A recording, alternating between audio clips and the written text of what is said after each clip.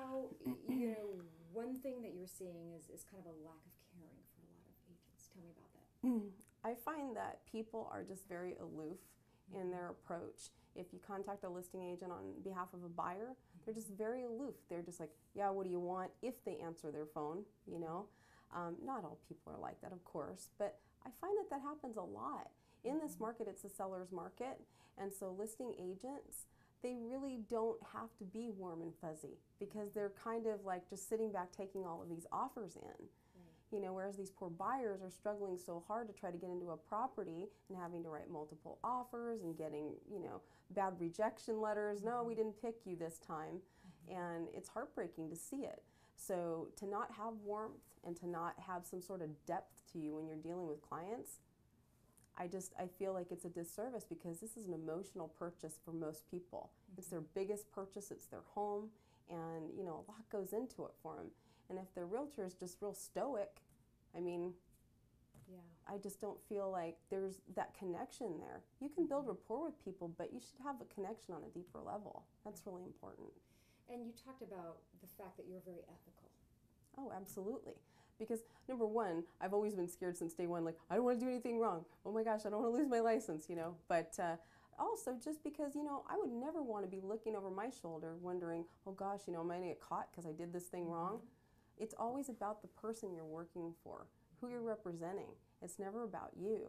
You take yourself out of it and you come from a place of contribution. And so ethics are big to me. And how do you differentiate yourself as a realtor from other realtors? Just the fact that my value proposition is it's all about you. It's not about me. I care about you, and so I'm going to do whatever it takes to make sure you get what you need. And that doesn't mean working 9 to 5 and ignoring you and letting you have anxiety because you can't get a hold of me. I'm very easy to reach. I answer people at 9 and 10 o'clock at night because I just feel that I need to. I'm compelled to do that for people. And I think that that sets me apart in a lot of ways because it's not just business, business, business. I can be funny, and I can be friendly, but I want to build a relationship with my client. I don't want to just sell them a house and then close the door and walk away and get my check. That's it. I want to have that relationship with that person. It's really important to me. That's what drives me. That's what fulfills me in my job, is to be able to build those relationships with people. And then when they have their open house party and invite you, what's it like for you knowing that that's finally there and done? It's really exciting. I love to go back and see people's homes after they've moved in and see what they've done and how they've changed it, what their vision was, because they had a vision all along, and then you walk in and you see it and it finally belongs to them. That's a really neat thing to be a part of that. I really enjoy that a lot. And you have to be very patient. You do have to be patient sometimes. Some people make decisions really quickly and other people take a long time. I did have a client that I worked with for 2.5 years before they finally purchased. And they became very dear friends of mine, but you do have to be patient. You just do. And you have to understand that, people are at different levels, and if you're loyal to them, usually they're going to be loyal to you. You just stay committed and you keep going. However long it takes is however long it takes. If you push people too hard, they're going to go find somebody else to work with. Right. So when they're ready, they're ready. When they're not, they're not. Right. And this is probably one of the reasons why you've done so well and you're a top producer. So brag a little bit about yourself. I've been a realtor for just over 12 years, and in that time I've sold probably over 800 homes at this point now. I was in new home sales for a while, so that attributed to bulk numbers. So I worked with a lot of buyer clients over the years. But as time's gone by, we've just seen, a lot of growth. And so because of that, the numbers have gone up. And so yes, top producer status has come along, and that's really exciting. But it all comes back down to the people that I work with. Because if you don't have clients to work with, you're unemployed. So regardless of any designation I might receive or any award I might receive, it's still about my clients. So. This one little piece right here. Okay. And then, okay, there we go. How's it look to you, Mac?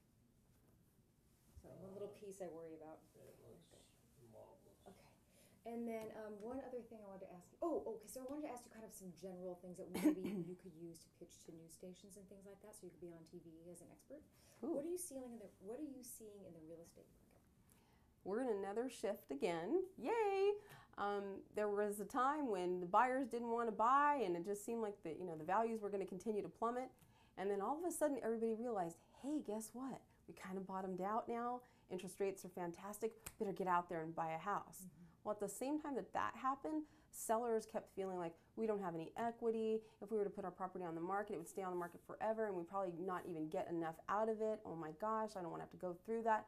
So everybody's been holding on to their property, which has created lack of inventory. Now that there's lack of inventory, these poor buyers are going crazy trying to get into these properties. Values have changed because they've had to make multiple offers, and then they've been bid up over asking price. It's gotten very competitive for buyers. And sellers, most of them, have not caught on to this trend and don't realize it's an excellent time to be a seller in this market because they've made way more on their properties now. Just in a year's time, things going way up. Really? Percentage-wise, what do you think?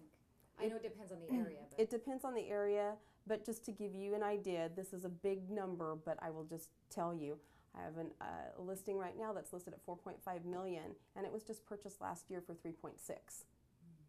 And comps substantiate that value. So knowing that, I mean, that's a huge number. But then I have a client who purchased a property for $310 6 months ago, and that property is worth $390 today.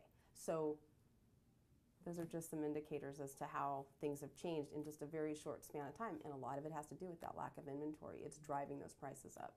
It was probably one of the most difficult processes that I've ever been through. I met Wendy at the first house that we took a look at, and that was the one it was a foreclosed house. It was just a nightmare.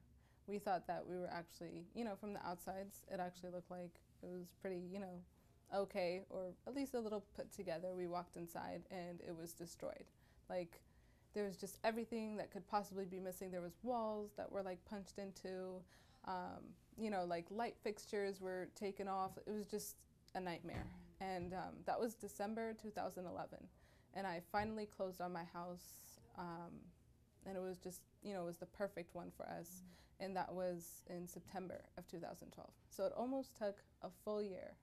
And throughout that entire process, Wendy was just incredibly patient. And she never gave up. Like, every day more houses were just, coming. They were like off the market. So, less houses were out there, especially every single time we would see a house. It was almost like it wouldn't be the one, and we would find one reason why, So it was just like we would say, oh, we want a house that's 2-story. So she'll find us like a bunch of 2-story houses, and we're like, now we want a house that is a corner lot, and we'd always like give her like something else and something else.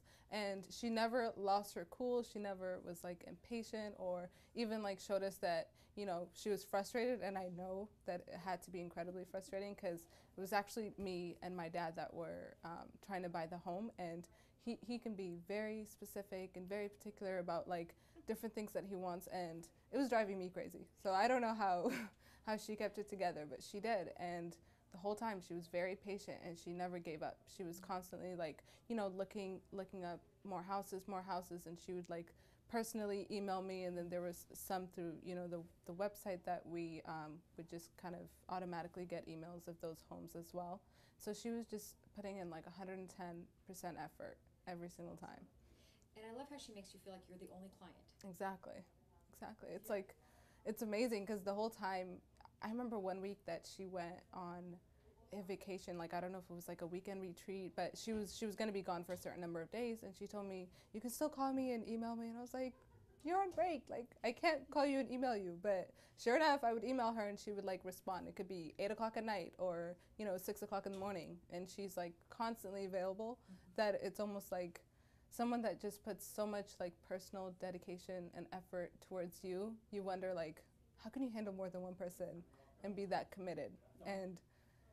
But she is. Like, I don't know how she does it. She's, like, incredibly organized. She, like, makes sense of everything. And especially for me, I was a first-time home buyer.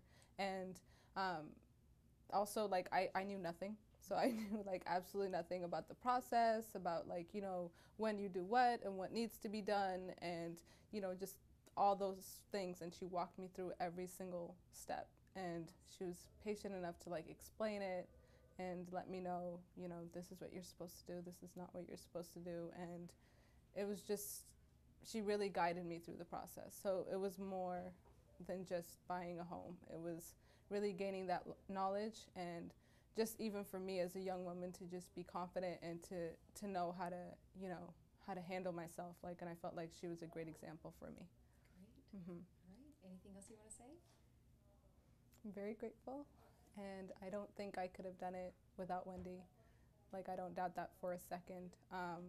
And, you know, I feel like it was just meant to be. Like, me finding her was probably the easiest part of the process. And even when dealing with difficult situations and difficult people, she's 100% professional. And just for me, someone that I personally look up to, just outside of this whole experience. And now I miss the fact that we don't call and email as often, but that's okay. I still have her number. Great. So.